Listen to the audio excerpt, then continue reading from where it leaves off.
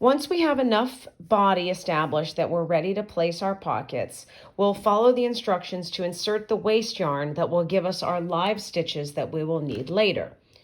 So we'll start by knitting 3 stitches that will function as our selvage.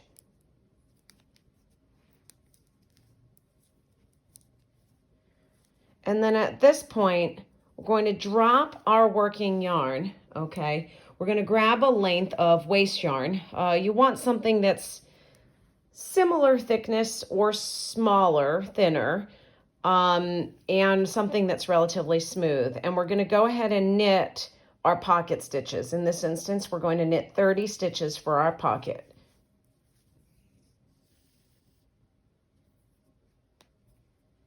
Oops.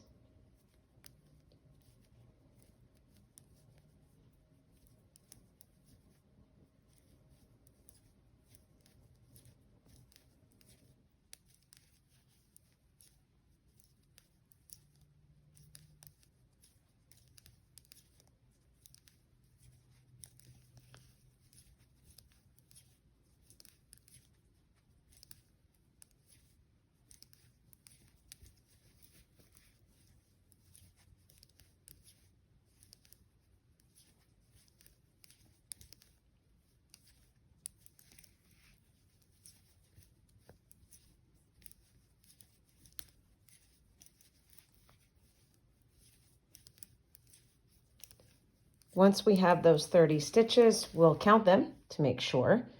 So 5, 10, 20, 25, 30. Perfect. Then once we've got those 30, I'm going to clip, actually I don't need to clip this. I'm going to slide them back to my left-hand needle.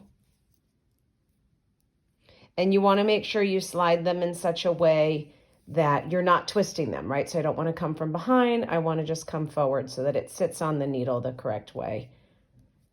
Not for any reason other than the fact that it'll be much easier later when you need to pull this out and get those live stitches back on the needle. Once these are all over onto the left-hand needle,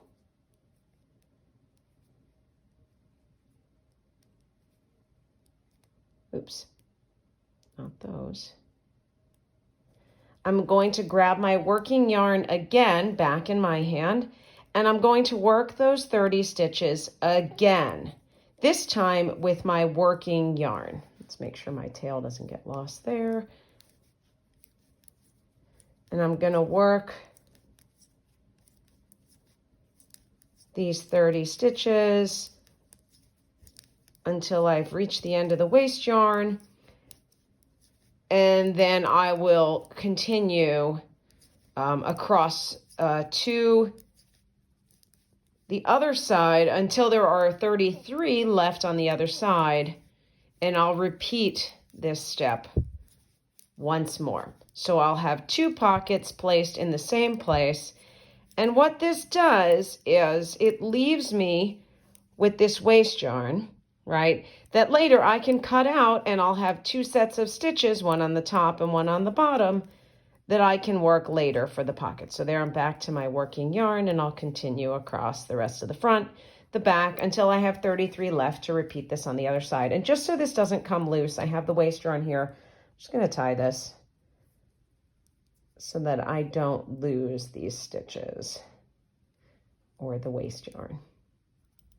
Cut this a bit.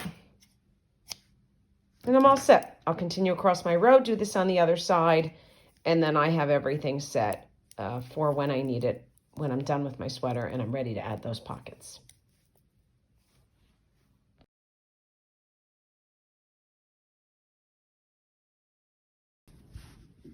You can really complete your afterthought pocket at any point once you've finished the body of the sweater. You don't have to wait for your sleeves to be done or your final ribbing, but you can if you'd like. When you decide to approach your afterthought pocket, you will need 3 items. You'll need a scissor that, in my opinion, should have a nice sharp point and be able to cut fine detail.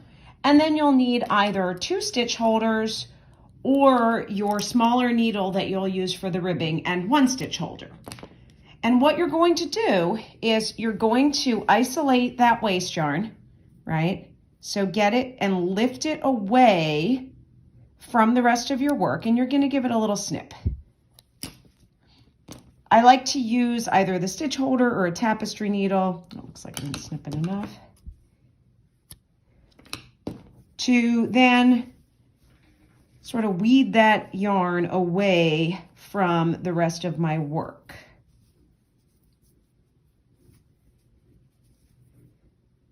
And I'm going to basically pick out these stitches. This is from down below.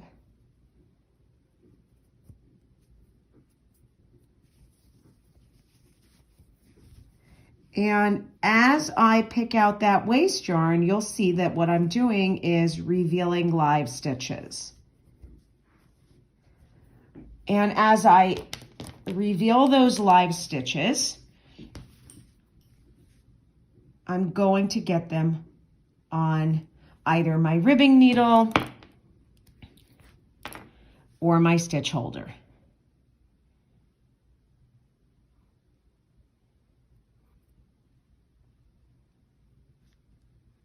Making sure that they are facing on the needle the correct way.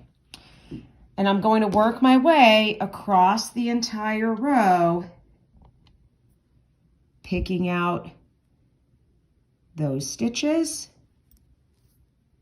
pulling away that waste yarn, and then grabbing those stitches and getting them on my holders and my needle.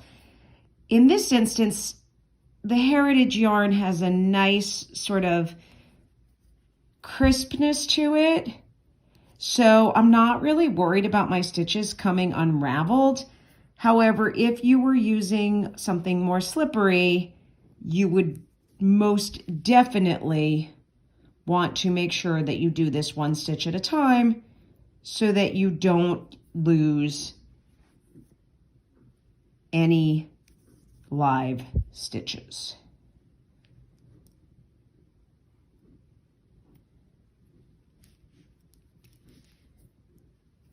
And I'm going to just do this across the entire row until all my live stitches are revealed and held on holders.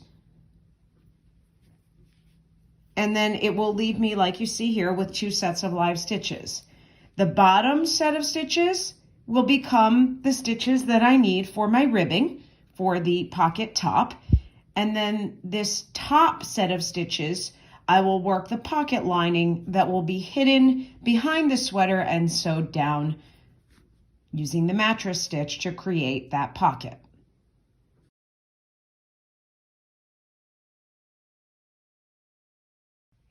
Okay, so once you've finished completing all of the pocket top and the pocket lining, you're going to be left with a hole that has the pocket lining attached to the top part of that hole from the waste yarn, and then the bottom part of that hole will contain your pocket top or your ribbing.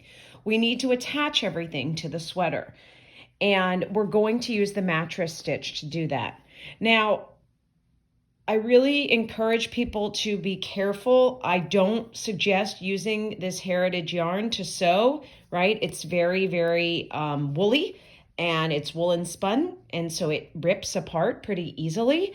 So I've gone into kind of my stash of leftovers, and I've found a smooth fingering weight yarn that is similar in shade, but it does not have to be identical. In fact, it could even be quite contrasting and you wouldn't notice. And what we're going to do is we're going to thread the tapestry needle, and we're going to take the pocket top, and we're going to decide what lane of stockinette it belongs in to attach it to the sweater, right? So I kind of want it to be over 1 stitch from the pocket lining, right? So if my pocket lining ends like over here, I want it like right about here. And I want the upside down V, right? So half the stitch from this row and half the stitch from this row to line up with the upside down V of this one, because I'm going to go in between the first and second stitch, right? So I'm going to come underneath here and I'm going to grab the 2 bars that exist in between the legs of that stitch, right? Can you see that? And I'm going to come through and I'm going to leave a tail. And then I'm going to find that same spot over here and go in those 2 bars, right? You see? Just bring this down a little closer so you can see it a little more closely. And then you should be able to see this pretty well because of the contrast yarn that I'm using, right? Then what I'm going to do is I'm going to go in the same hole I'm coming out of. I'm not doubling back and I'm not skipping. And I'm going to grab 2 more bars or 2 rows, however you want to. And then same thing over here, making sure I go in the same hole I come out of, not catching my yarn and moving to the next 2 rows. So every hole you go out of it once and you go back into it once. 2 more bars. And then since we're at the top, I'm going to go 1 bar here. I'm going to kind of just now cinch it tight, right? And so you have like a nice seamless look. I'm going to catch the top of where I grafted this right there. And then I'm going to bring this down to the back of my work and I'll secure it to the inside and I'll do the same thing here, right? I'm going to take the bottom tail that I used and I'm going to go right down to the inside. I'm actually going to catch one of the bars from where I was in before. And I can use this part later, right, to do the other part of the pocket when I get to the lining. And same thing's going to happen over here, right? I'm going to find, so here, same thing, right? I'm going to go in between those 2 stitches there. So I've got kind of this upside down V. And then I'm going to find the same spot right here. Right, and it's really important to make sure you maintain that lane the entire time. And I'm going to grab a new piece of my yarn. And same thing, nice long piece because I can use the rest of the other side to hit that pocket lining when I'm done. So again, I'm going to thread my tapestry needle. I'm going to come right here to my 2 bars, leave a nice long tail to use later. I'm going to stick these ends in. They can be woven in later too. And then I'm going to come right over to here again, making sure I find that same upside down V, 2 bars.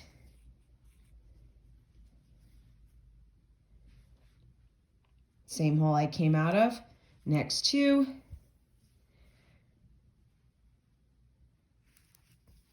Making sure this looks like it's going to end in the same spot, right? We want to make sure that if I look across and I come across, right? Let me grab a straight edge. So that if this is the row where I end,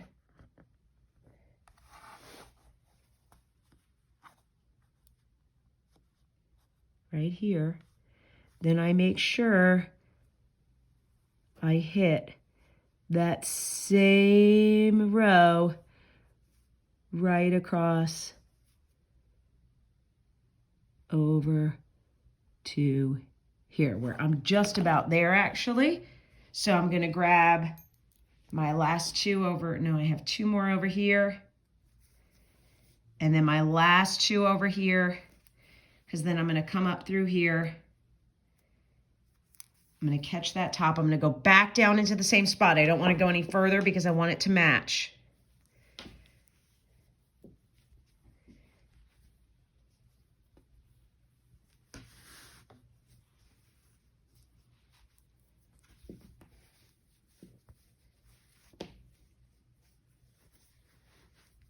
Get it nice and tight. And then like right here, there's a little bit of a hole because of where the waist yarn began. I have these ends, right? So I can take these ends,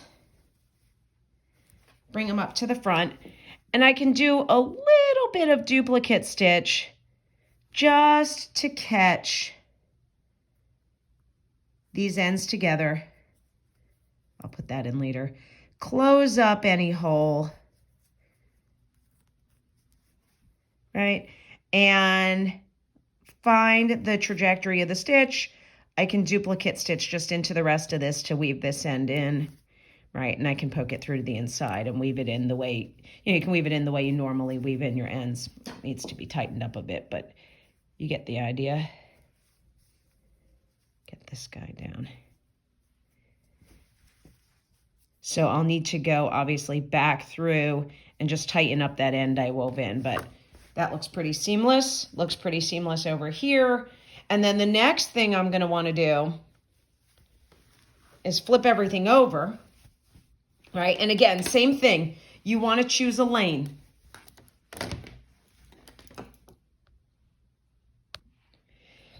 So I've reoriented my sweater so that the pocket top is facing away from me and I can sew away from me. That's how I prefer. I actually will probably wind up angling it a little bit. But now I'm going to take the tail of that yarn that I was using. I left that nice long tail so that I could mattress stitch the pocket lining down. And what I'm going to want to do is two things, right? I want this pocket lining not to exceed past here, right? And I want to make sure the lining matches up with the ribbing of the pocket top. I want the bottom of the pocket, the top of the pocket lining to just begin where that ribbing ends so that the lining is visible just below the pocket top. And all I'm going to do here, same idea of the mattress stitch, right? I'm going to find my lane. So I'm going to follow these two bumps right here. I'm going to start just one lower right there. And I can always clean that up with the actual yarn later. And then I'm going to grab two of the purl bumps from over here, right? Let's bring this down a little bit.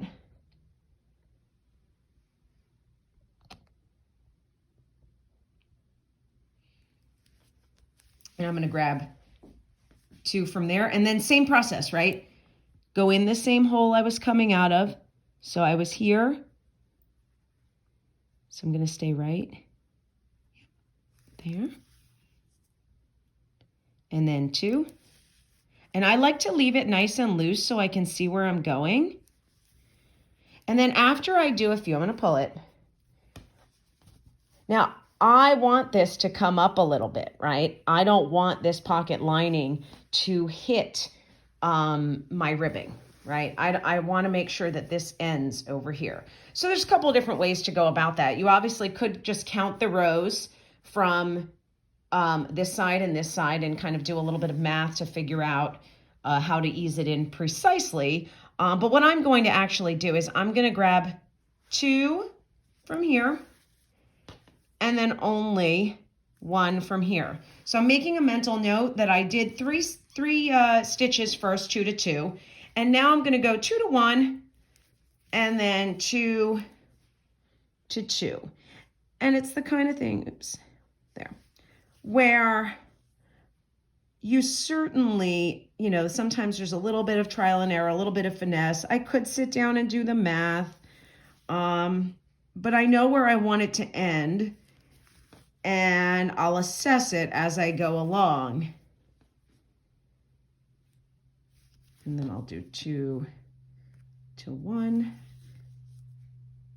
2 to 2, 2 to 1. And then once I've done a little, I'll pull, right? And you can't see it from the other side. I mean, you'll see that there's a little bit of a seam, but it makes it look like a pocket, right? But you don't see the contrast yarn unless you really, really pull it apart. And really all you're seeing there is the lining, right? So I'll continue down, open it up a little bit so I can see where I'm going.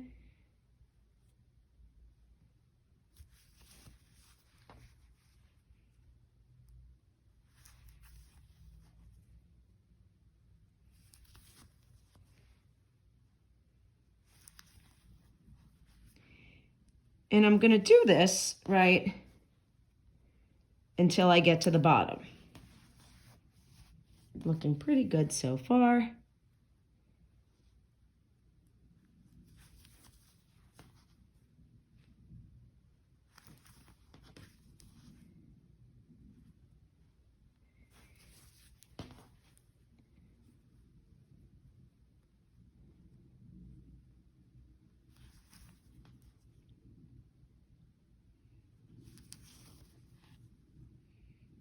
I'll assess it again after this, making sure I'm staying in the right lane. It's looking like I might be running a little over, so I'm going to go 2 to 1 for the rest. And I'll make sure that it doesn't look like it's bunching. And if it does, then I'll have to go back and maybe, ease it in a little bit more. I probably got a teeny bit lazy with the end and wanted the piece to just be done. I also can rip out actually some rows of this pocket, which as I'm doing this, I'm thinking, yeah, I might do that. Yeah, I might be doing that. So we'll stop here and I'll come back to you once I've ripped out some rows of my pocket, because I'm going to shorten it so that things line up and then the pocket lining lines up properly with the ribbing on the sweater. Okay, so I did go ahead and shorten this pocket lining by a few rows so that I didn't have to squish my pocket into the space left before the ribbing. So I've got the end of the side to sew down, and I'll finish this up like I did indicate before, right? Going into the row on my pocket, going into the next row, staying in that same lane on the actual cardigan, making my way down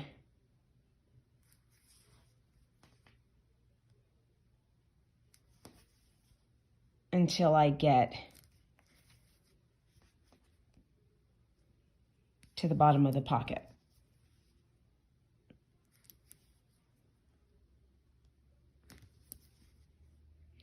Then, once I get to the bottom of the pocket, what I like to do is I like to grab, so I find again, staying on that same line of where I decide I'm going to be, making sure that I maintain that spot, right? I'm going to grab one of the purl bumps from over here,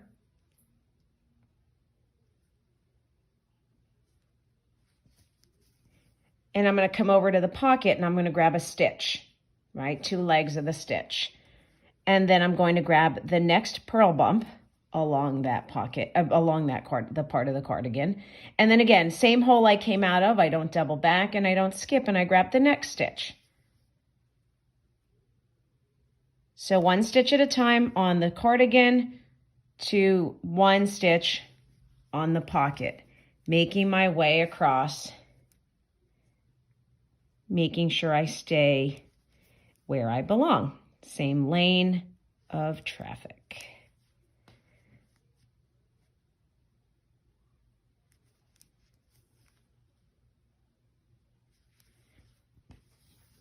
Right? And so you see the little bit of sort of ridge line, but you certainly don't see the yarn that I'm using to sew it up. And so I'll make my way all the way across here. And then same thing along this side until everything's all in place and I have my pocket on the right side of my work. Right, so again, just one more time going through this. Bump on the purl side to 2 legs of stitch on the pocket. Right, and I do like to leave it kind of loose so that I can see where I'm going and kind of what I'm doing until I get an inch or 2, 4 to 6 stitches complete, at which point I just pull it gently, matching the tension and working my way across. So again, all the way across, all the way up, and then all done.